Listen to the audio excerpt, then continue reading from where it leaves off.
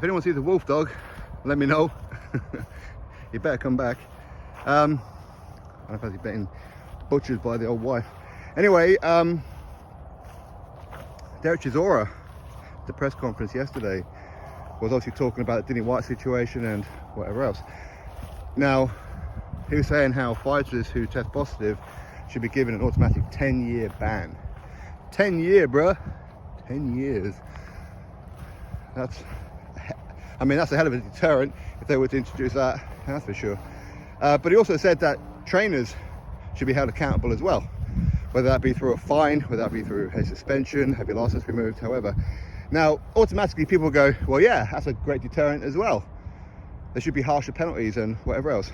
And yeah, but of course, every case has its own merit. That's for sure. Every case has to be investigated on an individual basis because there are various factors, contamination being one of them. And for some reason, you mentioned contamination when it comes to PEDs and that, and people almost look on it like it's a dirty word. No such thing as contamination, no such thing. Well, there has been. Look at the history of contamination at labs. Look at Alexander Povetkin.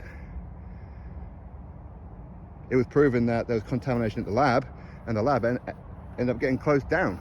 Okay, so these things do happen.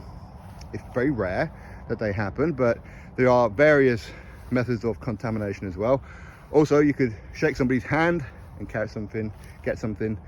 Then of course you go eat, and if you haven't washed your hands, there you go, you can get trace amounts and whatever. And I know that for sure because, like my son, some of you will know, due to his condition of Duchenne muscular dystrophy, he has steroids every day. He has 2.5 pills, which is 15 milligrams of deflazacort, plus some other stuff as well. So of course, I give him these pills and I'm touching them, aren't I? Now, for me, of course, I'm always conscious about that kind of thing anyway. I mean, I wash my hands religiously regardless.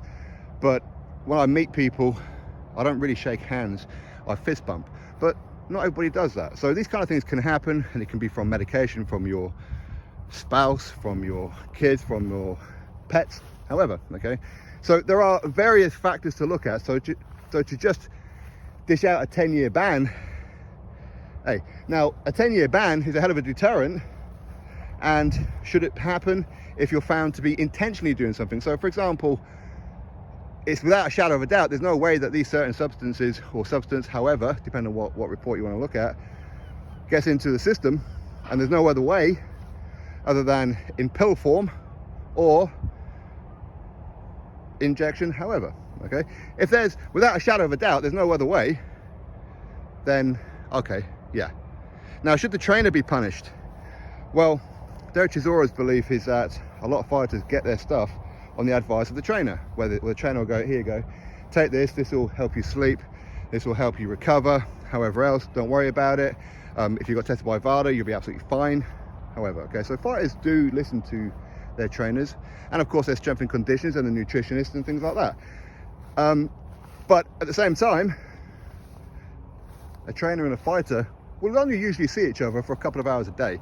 What the fighter does for the rest of that day is entirely on them, and the coach could be totally innocent. So again, that's a little harsh, but again, each thing will have to be investigated. And if it's found that the coach may have had something to do with it, especially if you get like multiple of your fighters taking it, then of course, you know, the coach has to be looked at, okay? Because that's more than just a coincidence.